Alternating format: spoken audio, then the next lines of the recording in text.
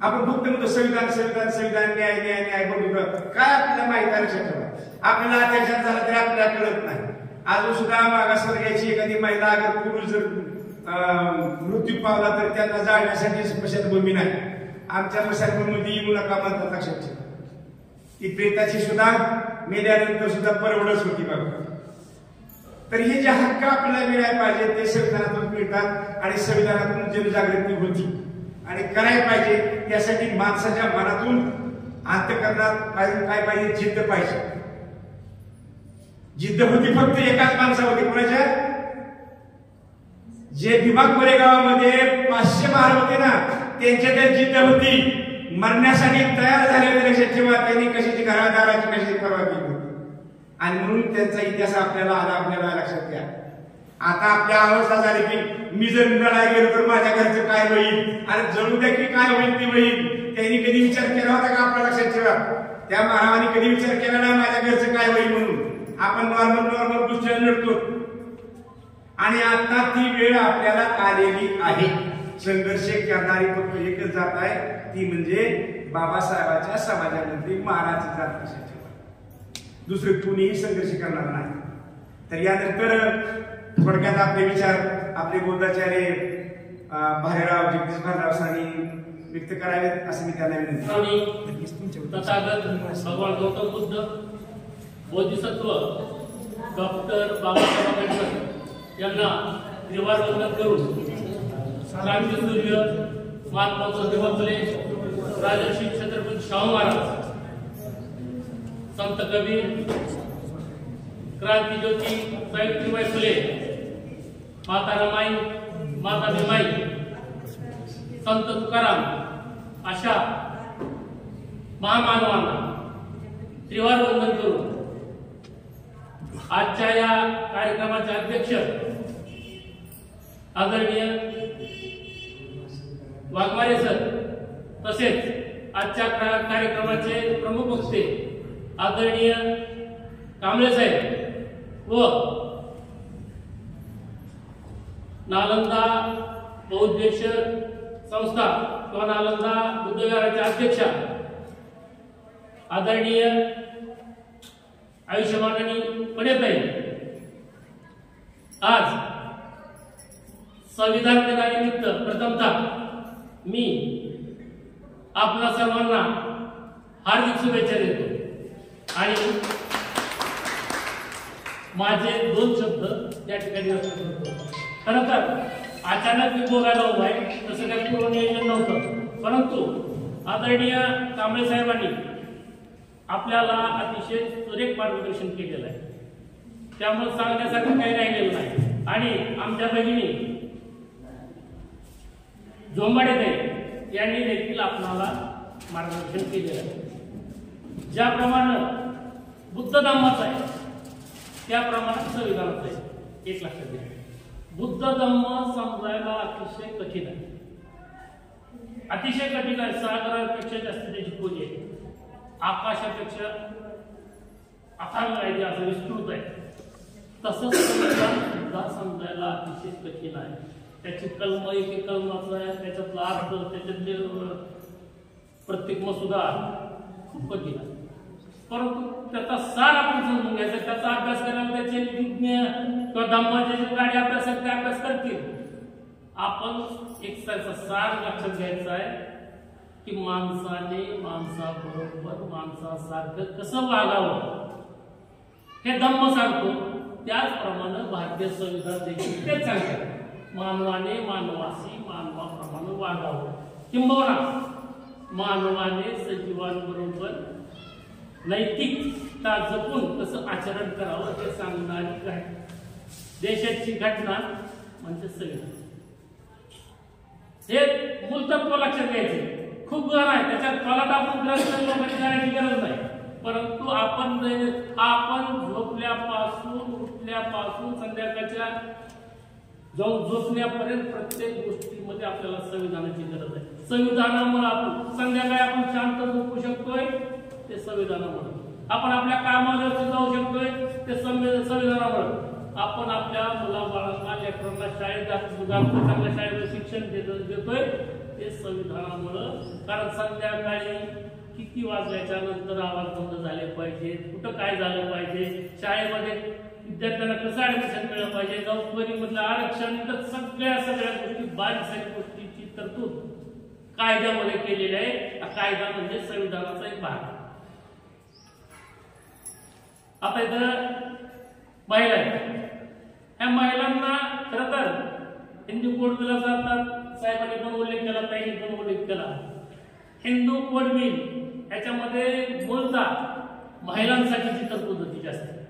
मग त्या सगळ्या झाल्या, सगळ्या जाती धर्माच्या महिला आल्या, परंतु महिलांनाच हिंदू कोड बिलाच्या विरोधात बाबासाहेबांच्या घरावर मोर्चा काढायला लावला सनातनी लोकांनी, आणि हिंदू कोड बिलाला त्यावेळेस विरोध करायला लावला.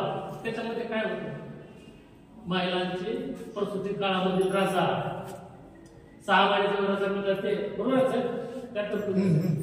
ह्या अशा तरतुदी महिलांसाठी जे नोकरीच्या ठिकाणी त्यांना काही हॅरेसमेंट होत असेल, काय होत असेल, तर त्याच्यासाठी त्यांना तक्रार करण्यासाठी समिती स्थापना करण्यात यावी. अशा बारीक सारीक गोष्टी त्याच्यामध्ये होत्या, आणि त्याच्यासाठी सनातनी संघटनांनी महिलांना आंदोलन करायला होते. आणि साहेबांनी सांगितलं की पंजाबराव देशमुख अतिशय हृदयद्रावक प्रसंग आहे, ते आले होते आणि बाबासाहेबांची फिरायला शिवाय झाली होती. ते म्हणजे बसा तुम्ही मसुदा पाहताय, केलेल्या बऱ्याच गोष्टी मी फिरून आलो तोपर्यंत जमलोय मी आता घेऊन बरोबर. आणि ते मनात घेऊन आले होते की माझ्या मराठा समाजासाठी त्याच्यामध्ये काहीतरी तरतूद करा, म्हणून बाबासाहेबांना विनंती करायची. आणि बाबासाहेब गेल्यानंतर त्यांनी मसुदा सुरू केलं, तर त्याच्यामध्ये मराठा समाजासाठीच्या आरक्षणाची त्यांनी कच्चं जे टाकली होतं सोय करून ठेवली. बाबासाहेब मागे आल्यानंतर त्यांच्या डोळ्यामध्ये पाणी आलं की माझ्या समाजासाठी जी मागणी मी करायला आलोय ती बाबासाहेबांनी पहिली एससीच्या, मला आता कलम आठवत नाही, पण एसटीचं जे कलम आहे त्याच्यामुळे त्याच्या अगोदरच्या कलमात त्याची सोय केली होती बाबासाहेबांनी. अशा सर्व, आणि भारतासारख्या देशाची घटना लिहिणं एवढं सोपं नाही. युरोप कंट्रीज आहेत, बाहेरचे देश, त्यांची घटना लिहिणं खूप सोपं होतं. कारण तिथं एका समूहाचे किंवा एका धर्माचे लोक जास्त वास्तव करतात. परंतु भारतासारख्या देशामध्ये जिथं 18 पगड जात, वेगवेगळे पंथ आणि वेगवेगळे धर्म, वेगवेगळ्या चालीरीती असणारा समाज ज्या ठिकाणी एकत्र राहतोय, त्यांच्यासाठी कुणावरही अन्याय न होता सर्वांना समान न्याय मिळेल अशा प्रकारची तरतूद करणं हे खूप कठीण काम होतं. वेगवेगळ्या भाषा बोलणारे लोक, वेगवेगळे चालीरीती रिवाज असणारे लोक, या सर्वांना न्याय देणारी घटना बाबासाहेबांनी निर्माण केली. आणि आपण म्हणतो की पुस्तकं वाचली पाहिजे, पुस्तकं घरात पाहिजे. कमीत कमी बाबासाहेबांच्या यांच्या घरामध्ये तर पुस्तक पाहिजे. ज्याप्रमाणे बुद्ध आणि त्याचा धम्म हे अतिशय महत्वाचा ग्रंथ आपल्यासाठी आहे, त्याचप्रमाणे भारतीय संविधान म्हणजे भारताची घटना ही देखील आपल्यासाठी अतिशय महत्वाचं पुस्तक आहे, महत्वाचा ग्रंथ आहे. कारण आपण जेव्हा आवडतोय, आपण जे सगळं आचरण करतोय, आपला देश ज्याच्यावर चालतो ती घटना आहे. त्यामुळे घटनेचा अभ्यास आणि माहिती प्रत्येकाला पाहिजे. लहानपणापासूनच आपल्या मुलांना घटनेबद्दल आपण घरामध्ये थोडी थोडी माहिती दिली तर त्यांना मोठे होतील तसं त्याचं नॉलेज विकसित होत जाईल आणि त्यांचे हक्क आणि अधिकार त्यांची त्यांना जाणीव होईल. आणि महत्वाचं म्हणजे बाबासाहेबांनी घटना लिहित असताना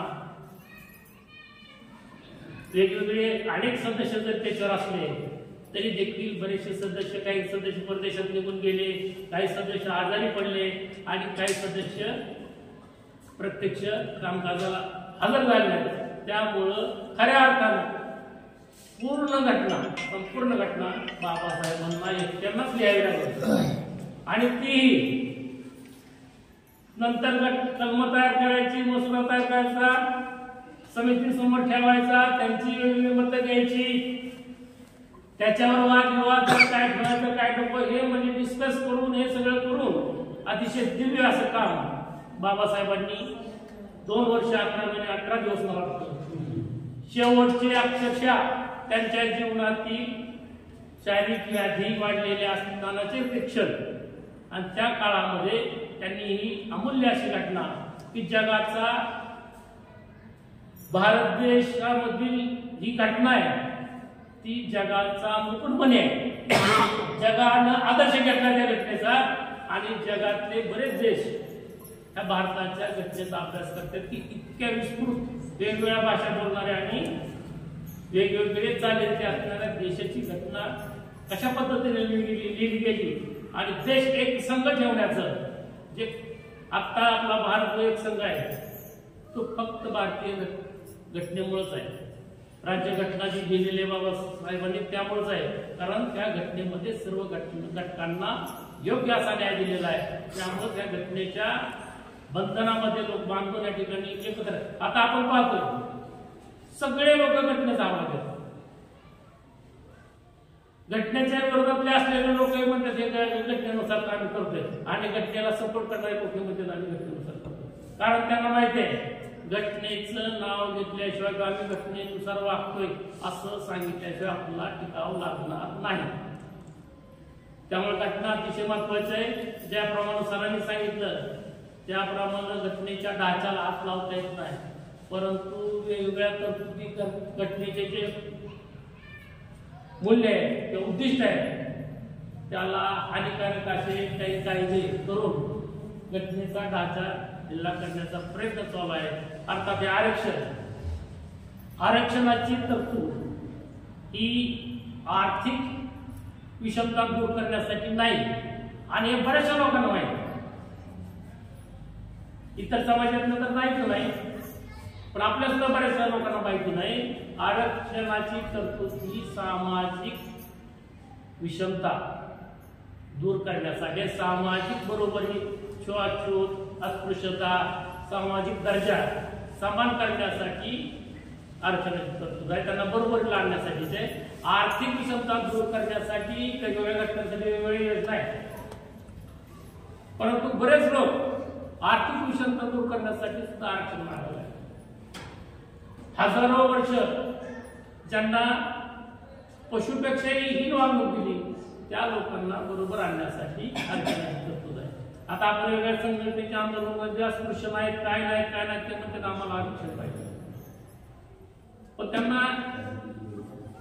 हे माहिती असून की हे ह्याची तरतूद नाही ते बळच वेळून ह्याच्यात घाला त्याच्यात घाला एसी घाला चालू आहे असो आजचा तो विषय नाही परंतु आजच्या या दिनी मी पुन्हा एकदा सर्वांना संविधान दिनाच्या शुभेच्छा देतो आणि आपल्या जोंबाडीताईंनी जो संकल्प केलाय त्याच्यामध्ये सर्वांनी जमेल तसा सहभाग देऊन त्यांना सहकार्य करावं अशी सर्वांना विनंती करतो आणि याच्यात एक सावधानतेची गोष्ट आहे बऱ्याचशा RSSच्या संघटना पण घटनेचं काम करण्याच्या याच्यामध्ये थोडंसं शिरलेल्या आहेत कारण घटनेचं नाव घेतल्याशिवाय आपलं काय चालत नाही म्हणून त्यांच्या वेगवेगळ्या विंगपणाला कामाला लागले बरोबर आहे का तर त्याच्यापासून जसं नकली बंदी शिरवल्या त्यांनी तसं त्यांच्या काय संघटना शिरवल्या त्याच्यापासून आपल्या लोकांनी सावध राहून आपलं व्यवस्थित चांगलं काम करावं असं या निमित्त सुचवतो आणि पुन्हा एकदा योग्य आणि अतिशय चांगलं आयोजन